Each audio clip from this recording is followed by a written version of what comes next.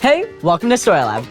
This week, we're talking about joy, while we take a look at the story of the end of the story, which is a pretty big reason to celebrate.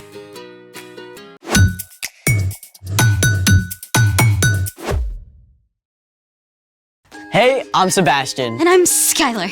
We're talking about joy, which is choosing to celebrate what God is doing. Whoa, hold on. I love a good party as much as anyone, but I can't handle a luau when it's freezing. It's 97 degrees outside. But it's Arctic in here. Okay, I might have gotten a little carried away with the AC. Well, can you uncarry away? Fine. So cold. Okay, I turned off the AC. Still cold. Yeah, well, it's gonna take a little bit to warm up. In the meantime, I am a human icicle. Yeah, you do look a little frosty around the edges. I feel frosty around the edges. Oh, hey, that gives me a great idea. Like your great idea to crank the AC? Well, it involves a hot plate. Oh, I'm in. Let's make it. So, what are we doing? This. Oh, I'm gonna need more detail. Well, we're gonna frost this window to make it look like the middle of winter. Really? That's cool. Well, frosty. Of course. If you do this at home, you can use your actual windows. All you need is some Epsom salt, dish detergent, and a spray bottle. Plus a way to heat up the water in a cooking pot. We're using this hot plate. Which means you'll need a grown-up to help. Step 1, you need to boil 1.5 cups of water.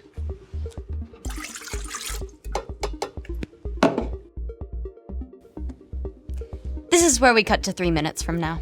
3 minutes later! Oh, there it is. It's boiling. Step 2, once the water is boiling, slowly stir in 1 cup of Epsom salt. When water is boiled, the molecules move quickly, creating more space between them. This allows the Epsom salt, or magnesium sulfate, to dissolve and fill the space between water molecules. This forms a solution. Thank you, Sciencey Voice. You're welcome.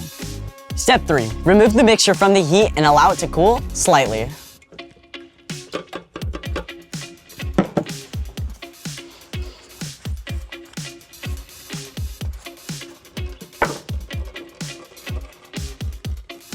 Nice oven mitts. Thank you. Step 4, stir in 3 tablespoons of dish detergent. Step 5, pour the mixtures into the spray bottles.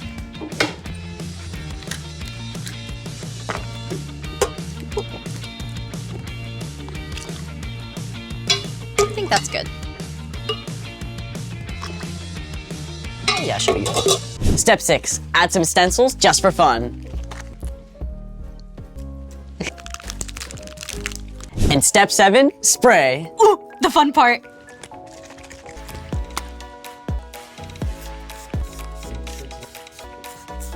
Smells good.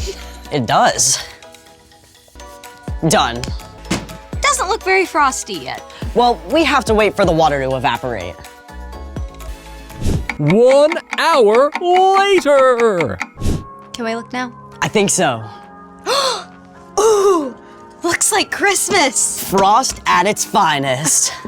As the mixture on the glass cools, the Epsom salt is forced out of the solution as a solid, forming crystals. You can't really see much through the glass. Just a glimpse.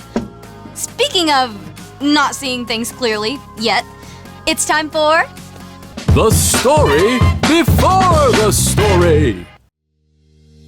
Today we're in Revelation, the very last book of the whole Bible. The other 65 books of the Bible mostly tell the beginning and middle of God's story. How God created a beautiful, perfect world, but people turned away from God. How from the beginning, God had a plan to restore us into relationship. How God sent Jesus to live and die in our place and return to life. And how Jesus' followers began to spread the news about Jesus and start new churches everywhere they went. We live in this middle part of God's story, sharing the love of Jesus in a broken world. But Revelation tells what the end of God's story will be like. So today, we're starting at the end of the story. Take it away. Hey everyone, I'm Jen, and today We're reading someone's mail. Don't worry though. This letter was written by Jesus' close friend John to a group of churches in Asia Minor, which we know today as Turkey. John wanted this letter to be passed around between the churches and read aloud to all the Jesus followers. I think he'd be thrilled to know we're reading his mail too. Now, there's a reason John had to write a letter instead of just visiting these churches. The Romans had exiled John to the island of Patmos. This was basically like being in jail.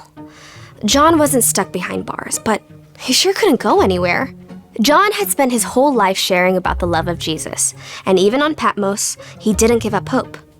John continued to talk with God, and one day, the Holy Spirit gave John a vision. A loud voice like a trumpet called out, and Jesus himself appeared. Write on a scroll what you see.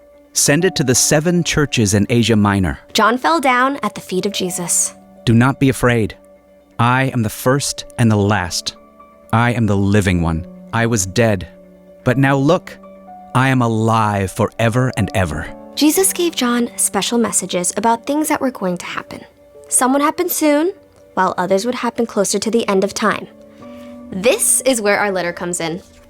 John recorded everything he saw and heard in a letter that later became known as the Book of Revelation. I, John, am a believer like you.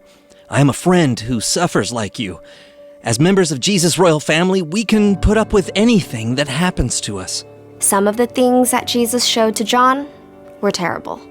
Others were glorious. Most of them, to be honest, were really difficult to understand. But there was one part of the vision that John was most excited to share. The ending, that's the best part. I can imagine John weeping with joy as he wrote the last things that Jesus showed to him. I saw a new heaven and a new earth. I heard a loud voice from the throne. It said, "Look, God now makes his home with the people. He will live with them. They will be his people, and God himself will be with them and be their God." We know that God is always with us, but in the time John writes about, we'll be able to see and experience God with our very own eyes and talk with God face to face. And it just gets better. He will wipe away every tear from their eyes. There will be no more death, and there will be no more sadness. There will be no more crying or pain. Things are no longer the way they used to be. He who was sitting on the throne said, "I am making everything new." Imagine that. All we have ever known is a world full of brokenness. Even on our very best days, we struggle. We all know people who are sick or hurting. We know that there are people across the world who are hungry or don't have homes, or who are stuck in the middle of terrible wars. But here, Jesus promises that in the end, God will make everything brand new. For those who trust Jesus, there will be no more death, no more pain, or even tears. There will no longer be any curse. The throne of God and of the Lamb will be in the city. God's servants will serve him. They will see his face. His name will be on their foreheads. There will be no more night. They will not need the light of a lamp or the light of the sun. The Lord God will give them light. They will rule forever and ever. It's hard for our brains to think about forever. Maybe even a little scary, but life with God won't be boring. We'll get to continue working with God to take care of God's incredible creation. Just as each of us is uniquely made, God will have the perfect place for each of us to use our talents and gifts. There's so much we don't know, but we do know this. In the end, God will make right every single thing that's wrong, and our place in the story will be amazing. The end. Wow, it's so easy to think of heaven as just some floaty place in the clouds. With chubby baby angels and harps and stuff. The real story is so much more. So, what is our part in the story? Right now, we're in the messy middle of the story. This world is broken. We all experience difficult things, but when we follow Jesus, we know that this is not the end. The Apostle Paul wrote, "No eye has seen, no ear has heard, and no human mind has known. God has prepared these things for those who love him." So what God will do is way bigger than even our imagination. All the things you love here on earth will be made brand new. If God made you really good at something like running or music or science now, it's possible you may enjoy it even more in heaven. And all that stuff that makes you feel sick or sad or scared now, God will wipe all that away and make everything right again. But sometimes that feels really far away. You're right, but even in our broken world, God is still at work now. And we can partner with God to help heal some of that brokenness by sharing the love of Jesus. So we can focus on what God is doing right now. and what God will do when we get to live forever with Jesus. I think those are the very best reasons to celebrate.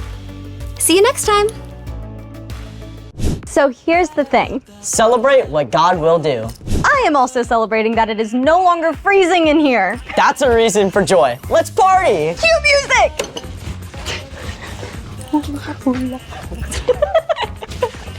Thanks for joining us in the Story Lab. See you next time.